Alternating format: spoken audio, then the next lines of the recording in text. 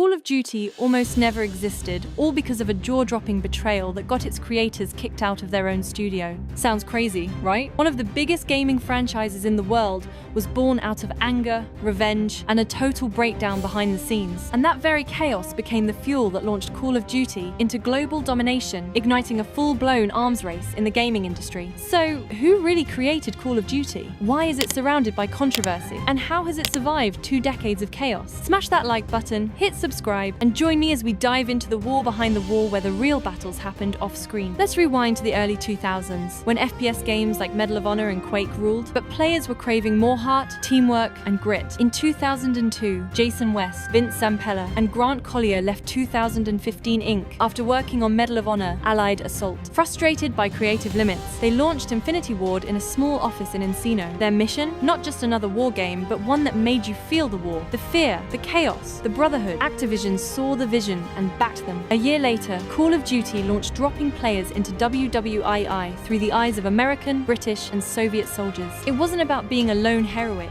it was about surviving with your squad. AI teammates shouted, took cover, and fought with purpose. The campaign felt like a war movie you lived through. And the multiplayer? Fast, tight, and dangerously addictive, fueling late-night marathons around the world. Call of Duty exploded, snagging over 80 Game of the Year awards. But behind the success, tensions were already brewing, leading to one of gaming's messiest studio breakups. Call of Duty's rise wasn't without controversy. In 2008, World at War took players back to World War II, this time focusing on the brutal Pacific and Eastern fronts. The game was darker, more intense, and one detail lit a firestorm. Some missions had players shooting Germany attack dogs. It was meant to show the harsh reality of war, but it didn't sit well with everyone. Peter condemned the game for promoting cruelty, and others questioned if the scene went too far. Was this realism, or just shock for the sake of it? Activision didn't budge. They defended the choice, saying it fit the tone of the war. But the message was clear: Call of Duty wasn't afraid to push boundaries. And from here on out, controversy would become part of its DNA. After the first game blew up, Activision saw a goldmine and turned Call of Duty into a yearly franchise. In 2005, Call of Duty 2 launched with the Xbox 360, showing off sharper visuals and smoother gameplay. It proved Cody could dominate on consoles, not just PC. To keep up, Activision brought in a second studio, Treyarch. They debuted with Call of Duty 3 in 2006, while Infinity Ward focused on the big, cinematic entries. The two-studio system kept content flowing and fans hooked. Then came 2007, and everything changed. Modern Warfare ditched WWIE for a gritty, modern conflict, nukes, conspiracies, and the unforgettable Captain Price. The campaign was sharp, intense, and timely. But the real revolution? Multiplayer. XP, custom loadouts, kill streak sit redefined online shooters. It sold millions, made billions, and turned Cody into a global juggernaut. Call of Duty wasn't just a game mate, it became a cultural icon. Esports boomed, YouTube exploded with montages, and every school hallway echoed with KD talk. But behind the scenes,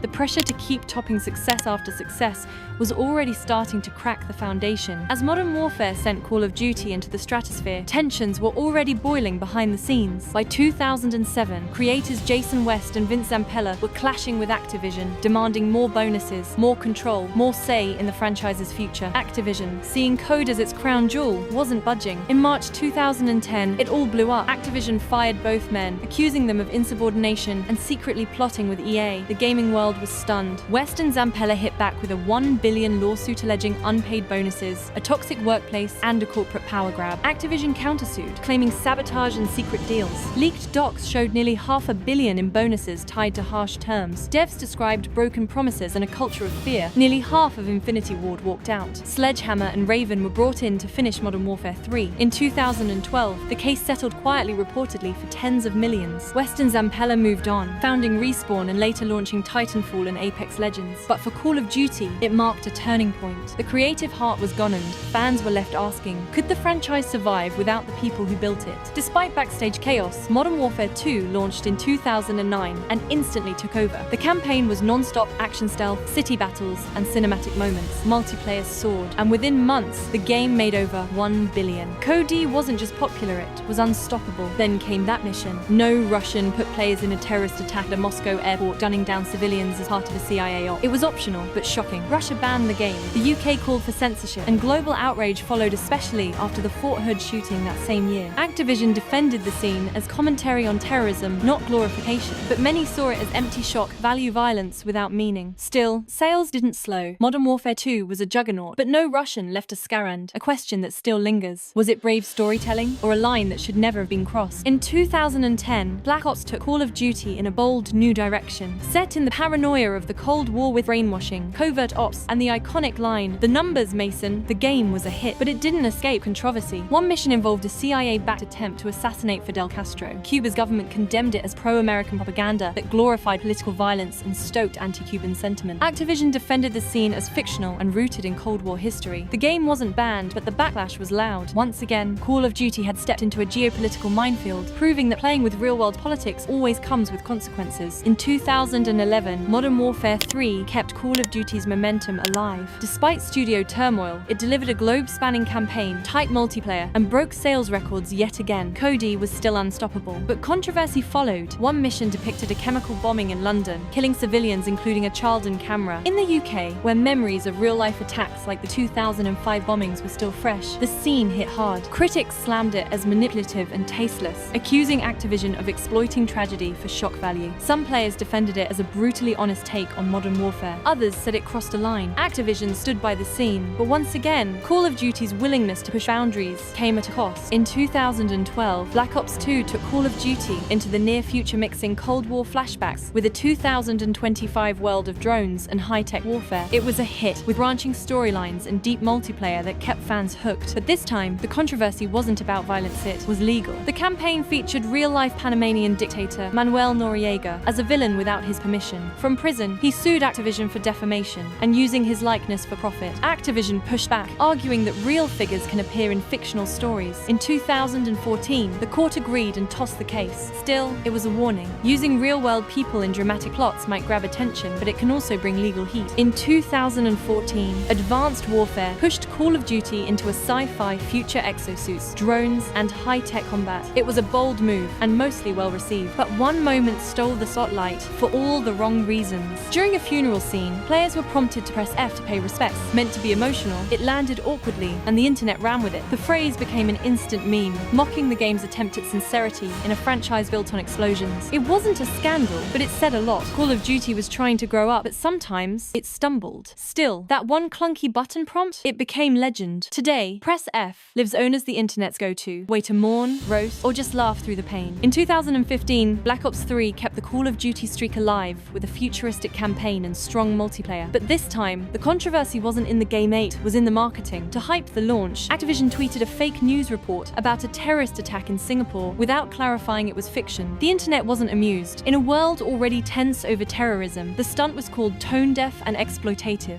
Activision quickly deleted the tweet and apologized, admitting it was a bad call. The game still sold massively, but the fallout was real. It was a sharp reminder when the world's already on edge, blurring fiction and reality even as a promo can backfire fast. In 2018, Black Ops 4 made a bold move, ditching the single-player campaign to focus on multiplayer, zombies, and the new Blackout Battle Royale. Some fans weren't happy, but the real backlash came from something else: microtransactions. The game was loaded with them season passes, overpriced skins, and loot boxes locking power behind RNG. Players felt exploited, accusing Activision of turning the game into a pay-to-win cash grab. The response was fierce. Forums lit up, reviewers slammed the monetization, and the game's reputation suffered. Activision made small changes, but the damage was done. For many, Black Ops 4 marked a turning point when Call of Duty started feeling less like a game and more like a business. In 2019, the Modern Warfare reboot brought Call of Duty roaring back. Stunning visuals, a morally complex campaign, and overhauled multiplayer gave the series a fresh edge. But not everyone cheered. One multiplayer kill streak involved a controversial tactical weapon, drawing backlash for blurring the line between gritty realism and insensitivity. Some critics questioned whether using such tools in a game no matter how fictional crossed a line. Then there was a campaign mission referencing a real-life wartime event, but with a flit narrative. The change sparked global criticism, as some felt it echoed sensitive historical wounds. The game faced backlash from players and commentators alike, accusing it of rewriting reality in the name of entertainment. Despite the pushback, the studio didn't walk anything back. But with debates swirling around realism, responsibility, and representation, Modern Warfare reignited an old question: can blockbuster games tackle serious themes without stepping on real-world scars? In 2020, 2020, Black Ops Cold War took the series back to its roots with a tense campaign set in the Cold War era and classic multiplayer action, but its marketing ran into trouble in East Asia. A trailer briefly featured archival footage referencing events from 1989 in the region. It lasted just 1 second, but that was enough to spark backlash in one of the world's largest gaming markets. The publisher quickly removed the clip and released an edited version to ensure the global launch stayed on track. The incident was a clear reminder. Even in games inspired by real-world history, certain moments remain highly sensitive, especially when navigating the expectations of international audiences. In 2024, Black Ops 6 launched with a Gulf War campaign that didn't go unnoticed. One country in the Middle East responded strongly, calling the game's portrayal of the conflict inappropriate